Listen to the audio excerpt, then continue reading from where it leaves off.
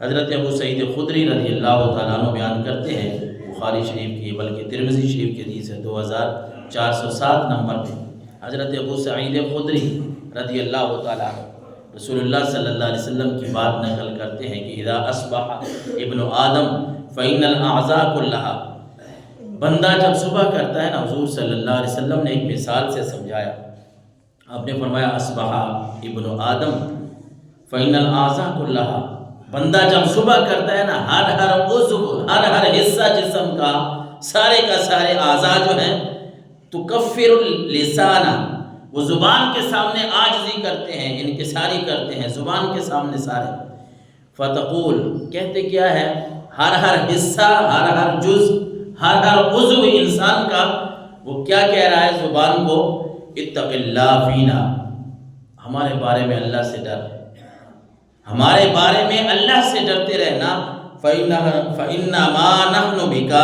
فَإِنِ اسْتَسْقَمْتَ اسْتَقَمْنَا وَإِنِ اعْوَجَجْتَ اعْوَجَجْنَا، کہ سارے اعضاء زبان کو کہتے ہیں کہ اگر تو سیدھی رہے گی نا تو پھر ہم سارے سیدھے رہیں گے، اور اگر تو ٹیڑھی ہو گئی نا تو پھر ہم سارے ٹیڑھے ہو جائیں گے،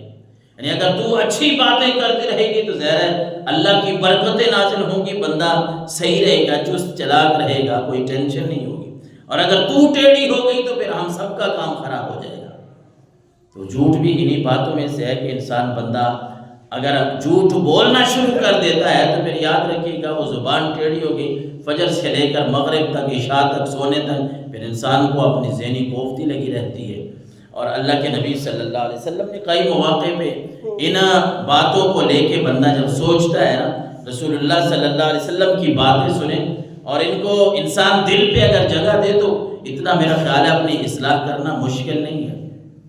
سید المرسلین صلی اللہ علیہ وسلم نے حضرت ابو ذر غفاری فرماتے ہیں، آپ نے فرمایا ثلاثۃ لا یکلمہم اللہ یوم القیامہ، تین ایسے لوگ ہیں کہ اللہ قیامت والے دن ان سے کلام نہیں فرمائے گا۔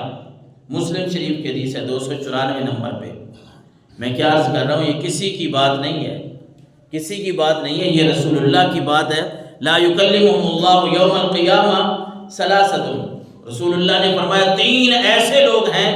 کہ اللہ ان سے قیامت والے دن کلام نہیں فرمائے گا۔ کون ہے بھلا؟ فرمایا المنان الذی لا یعطی شیئا الا منہ،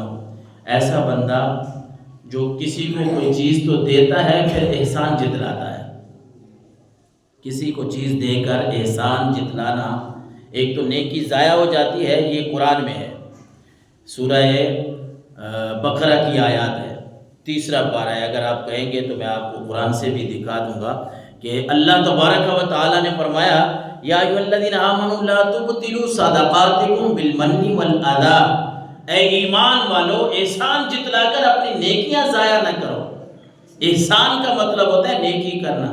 آپ نہیں کر سکتے کسی کے ساتھ نیکی تو نہ کریں، لیکن کر کے پھر اس کو جتلانا اللہ نے قرآن میں فرما دیا، اور رسول اللہ صلی اللہ علیہ وسلم نے یہ حدیث میں فرما دیا المنان الذی لا یعطی شیئا الا منہ، ایسا آدمی جو کسی کے اوپر احسان کرے اور پھر احسان جتلائے، حضور نے فرمایا ایسے آدمی سے اللہ قیامت والے دن کلام نہیں فرمائے گا۔ اور دوسرا فرمایا والمنفق سلعتہ بالحلف الفاجر، ایسا تاجر جو سامان بیچتے ہوئے اپنی جھوٹی قسمیں کھائے، جھوٹ کی ہم بات کر رہے تھے، تو رسول اللہ نے فرمایا کہ ایسا آدمی، ایسا تاجر جو اپنا سامان بیچنے کے لیے جھوٹی قسمیں کھائی جا رہا ہے، جھوٹ بولی جا رہا ہے، جھوٹی قسمیں کھائی جا رہا ہے، قسم سے میں نے اتنے کی خریدی، اتنے کی نہیں خریدی، آپ کو وعدہ کرتا ہے تو آپ کریں، قسمیں اٹھا رہا ہے۔ رسول اللہ نے فرمایا یہ جھوٹی قسم کھانے والا جو تاجر ہے، اللہ قیامت والے دن اس سے بھی کلام نہیں فرمائے گا۔ اللہ اکبر، سبحان اللہ اکبر، استغفر اللہ العظیم۔ اور پھر تیسری بات فرمائی والمسبل ازارہ، وہ چادریں جب باندھتے تھے لوگ اور پھر فخر کے مارے چادر کو لٹکا کے چلنا، لمکا کے چلنا، چادر جو نیچے باندھنی ہے اس کے پلو یا تو نیچے چھوڑ دیتے تھے یا پھر اتنی نیچے باندھنی ہے کہ گھسیٹ کے چلنا، اور اس کو ازراہ تکبر استعمال کرتے تھے۔ رسول اللہ نے فرمایا اس طرح، اور آج کل ہم شلوار استعمال کرتے ہیں تو ہمارے لیے کیا ہوگا کہ اگر کوئی ایسا شلوار کا، کوئی کپڑوں کا ایسا ڈیزائن بنا لیں جس سے کوئی فخر محسوس ہو، تکبر محسوس ہو،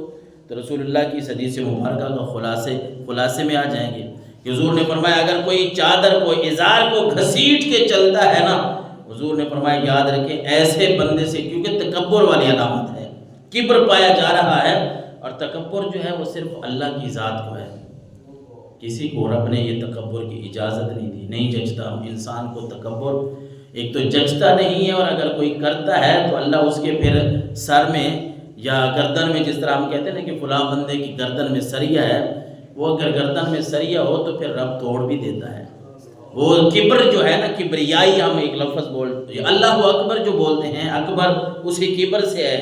بڑے ہونے سے، اللہ اکبر سب سے بڑا وہ اللہ ہے،